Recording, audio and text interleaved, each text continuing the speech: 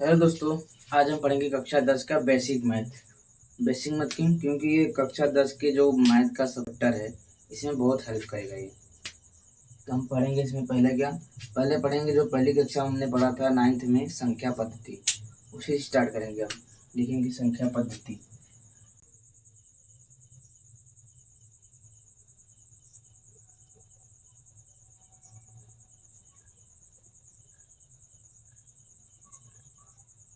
संख्या पद्धति संख्या पद्धति में कैसे होगा ये?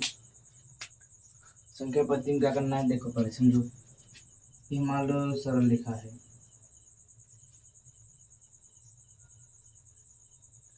यहाँ पे 0, 1, 2, 3, -1, -2, -3, ऐसे इधर आता जाएगा, इसे इधर जाता जाएगा। इसको बोलते हैं राइट हैंड साइड, इसको बोलते हैं लेफ्ट हैंड साइड। इस पोर्शन को बोलते हैं ऋणात्मक,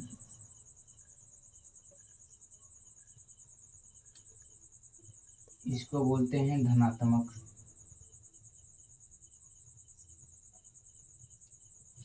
ऋणात्मक संख्या, धनात्मक संख्या।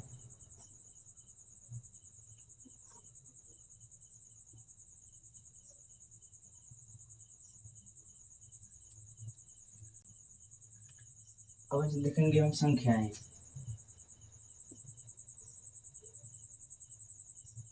संख्याएं इसमें दो तरह की संख्याएं होती हैं,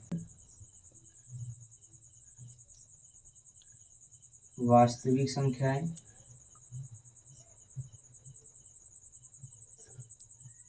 दूसरा काल्पनिक संख्याएं।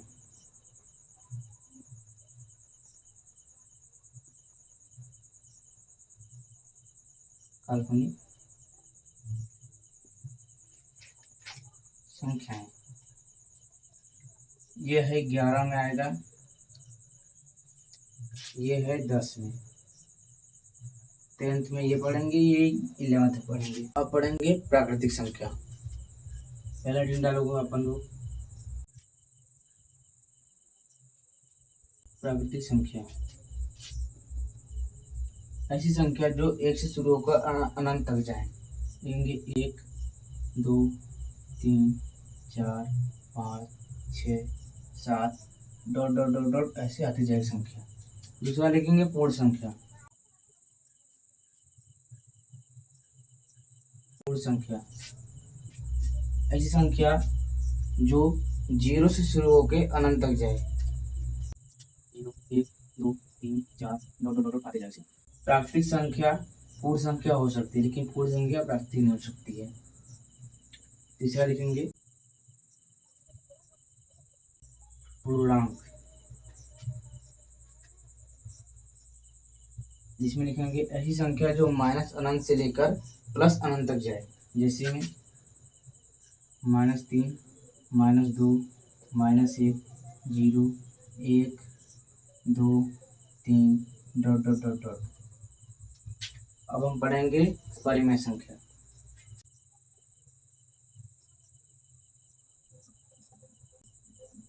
परिमेय संख्या परिमेय संख्या किसी को बोलेंगे? ऐसी संख्या जिसको हम p/q के रूप में लिख सकते हैं, और जहां p और q पूर्णांक है। q not equal to 0।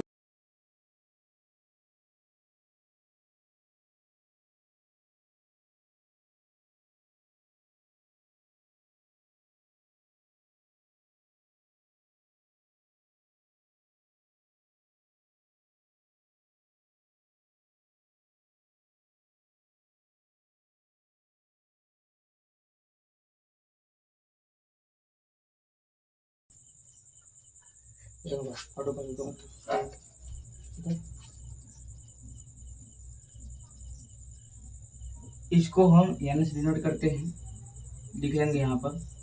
इसको हम करते हैं W से, इसको Z या I से डिनोट करते हैं। अब हम पढ़ेंगे अपरिमेय संख्या।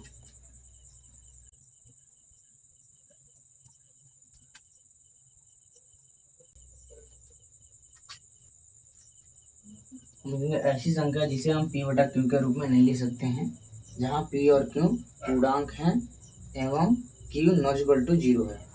लिखेंगे ऐसी संख्या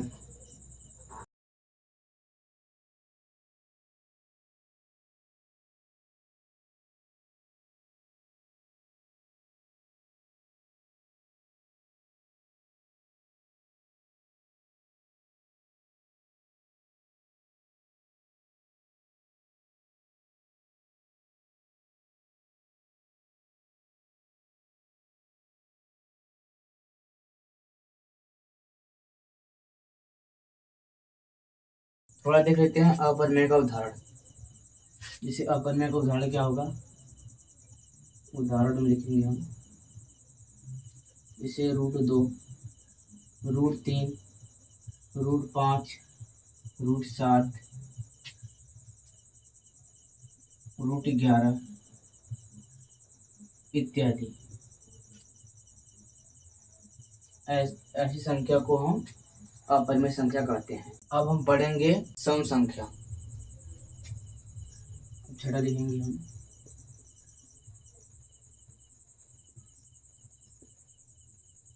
सम संख्या में जो 2 से विभाजित हो। जैसे समझ लेते हैं 4, 4 2 से भी भाग हो जाएगा, 4 से भी भाग हो जाएगा। इसमें 4 2 से भाग हो जा रहा है, तो इसलिए 4 2 से विभाजित है, इसलिए सम संख्या है ये। 6 भी 2 से हो जाएगा, इसलिए यह भी 6 भी सम संख्या है। अब हम पढ़ेंगे विषम संख्या।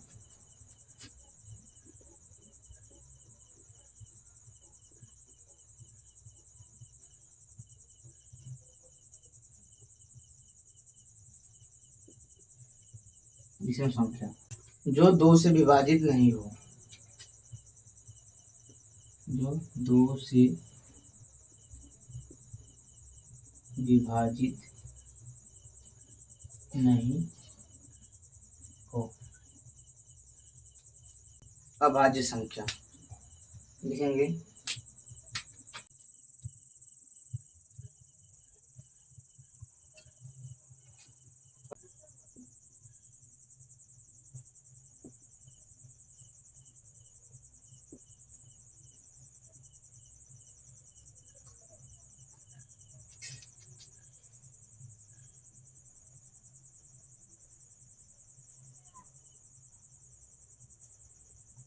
जैसे 2 2 1 से है, 2 से है।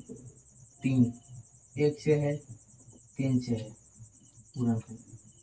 5 1 से गुणनखंड है, 5 से है।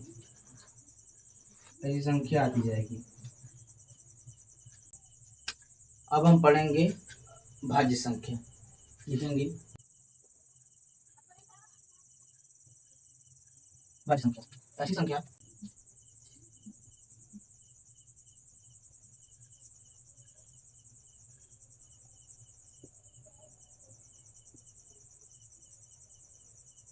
से अधिक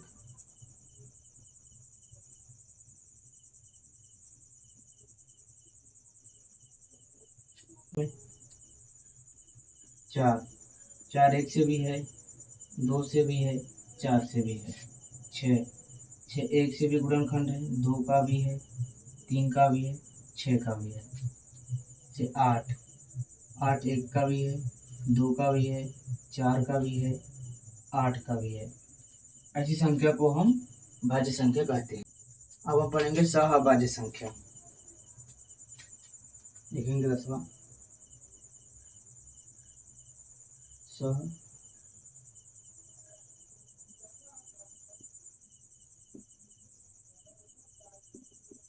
पढ़ेंगे अभाज्य संख्याओं के जोड़। जैसे उदाहरण में देखेंगे 5 7 5 7 अभाज्य संख्या 3 5, इन दोनों का जोड़ सअभाज्य संख्या होती है। से 5 7 सअभाज्य संख्या होगा, 3 5 सअभाज्य संख्या होगा। कैसे क्यों होगा? क्योंकि ये 5 भी अभाज्य संख्या है, 7 भी अभाज्य संख्या है, 3 भी अभाज्य संख्या है, 5 भी अभाज्य संख्या है, इसलिए यह सअभाज्य संख्या होगी ये सब। और एक ना तो भाज्य संख्या है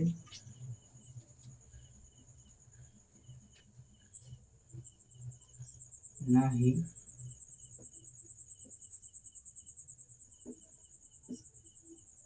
अभाज्य संख्या। अब हम पढ़ेंगे हर का परिमेयकरण। क्या होता है, कैसे होता है, देखेंगे हम। देखेंगे हर का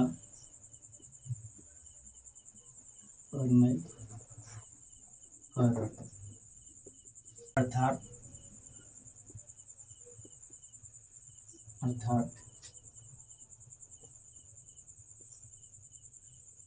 अपरिमेय हर का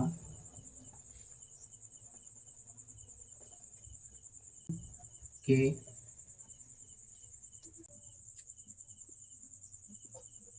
रूप में ना।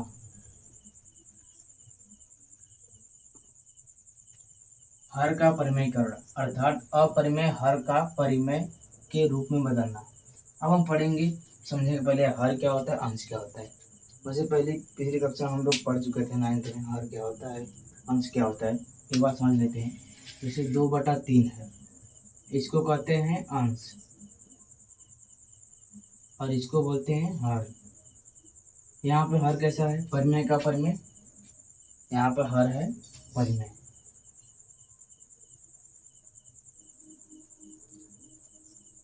अब दूसरा देख लेते हैं, जैसे कि 5/√3,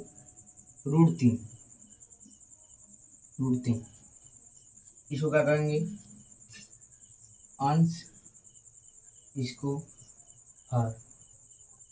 ये हर कैसा है, परिमेय है क्या अपरिमेय? ये हर है अपरिमेय, अपरिमेय है,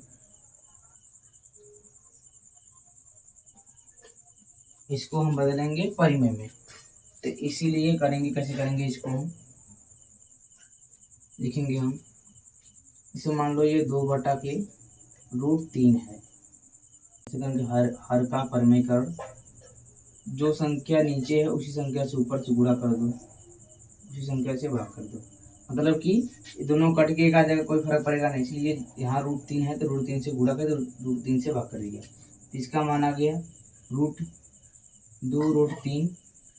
ये रूट से कट जाएगा तो 3 आएगा। ये हो गया हर का परिमेयकरण। एक और एग्जांपल से सीख लेते हैं हम। जैसे मान लिए 5/√7, तो ये तो हो गया अंश, ये हो गया हर।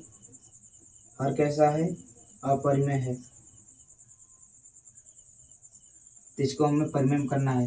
परिमेय कैसे करेंगे, जो संख्या नीचे लिखा है √7, उसी √7 से ऊपर गुणा कर देंगे, उसी √7 से नीचे भी गुणा कर देंगे। तो इसका मान कितना आ जाएगा, 5√7 अपॉन √7 कट के 7 आएगा, ये हो गया 7। तो ये हो गया हर का परिमेयकरण। समझ गए। अब हम आगे पढ़ेंगे वास्तविक धनात्मक संख्याओं। लिखेंगे, हेडिंग डालो,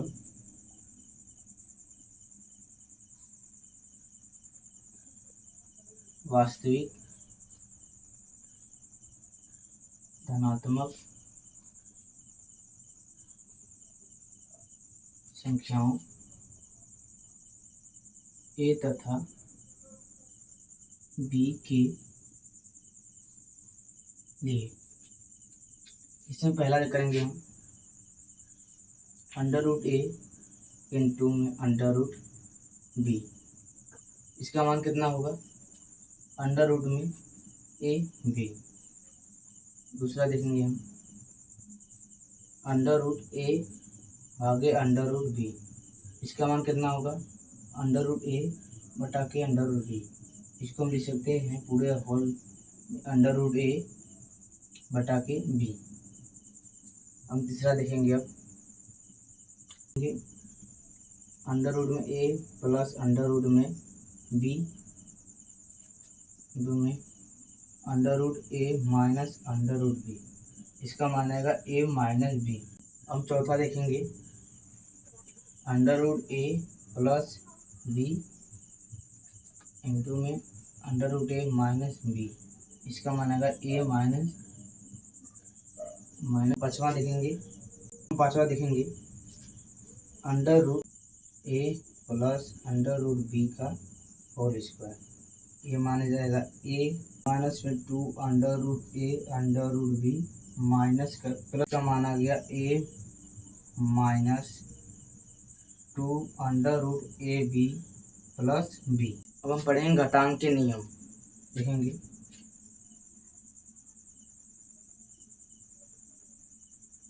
घातांक के नियम।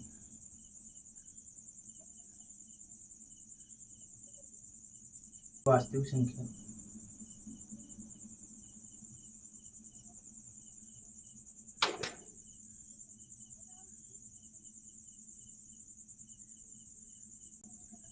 a ग्रेटर देन 0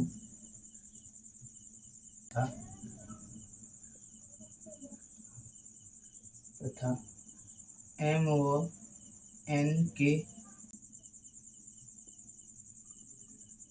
परिमेय संख्या है। इसमें पहला लिखेंगे हम ए की घाते m गुणित ए की घाते n। इसका मान हो गया ए m प्लस n, क्योंकि यहाँ पर a समान है इसलिए दोनों घाते जुड़ जाएंगे। दूसरा लिखेंगे हम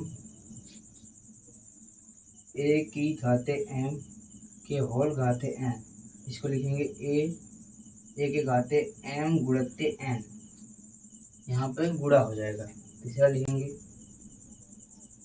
1 बटा के ए के घाते m, इसको हो जाएगा ए के घाते माइनस लिखेंगे हम